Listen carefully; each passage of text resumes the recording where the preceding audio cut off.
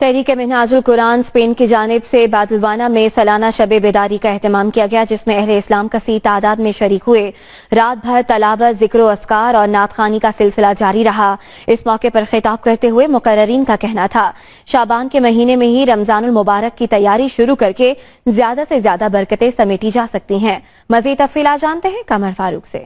منہاج القرآن انٹرنیشنل کے زیر اہتمام سالانہ شب بیداری بسلسلہ شب برات کا انعقاد بادلوانہ کے گراؤنڈ میں کیا گیا، جس میں اہل اسلام اور عاشقان رسول صلی اللہ علیہ وسلم کی بہت بڑی تعداد نے شرکت کی۔ اس بابرکت محفل کا آغاز تلاوت قرآن پاک سے کیا گیا اور نعت خواں حضرات نے بھی خوبصورت گلہائے عقیدت بارگاہ رسالت صلی اللہ علیہ وسلم میں پیش کرنے کی سعادت حاصل کی۔ فلک میری رسائی تھی ہے کتنی منزلیں آگے، ہے کتنی منزلیں آگے۔ شرکائے محفل سے خطاب کرتے ہوئے علامہ ظفر عباس طاہر نے کہا کہ شب برات کی رات اللہ تعالیٰ ندا دیتا ہے کہ ہے کوئی مجھ سے مانگنے والا کہ میں اس کی جھولیاں بھر دوں۔ علامہ ظفر عباس طاہر کا یہ بھی کہنا تھا کہ حضور صلی اللہ علیہ وسلم نے فرمایا، شعبان میرا مہینہ ہے اور رمضان اللہ کا مہینہ ہے، اور جو شعبان میں اچھی تیاری کرے گا اس کا رمضان بھی اچھا گزرے گا۔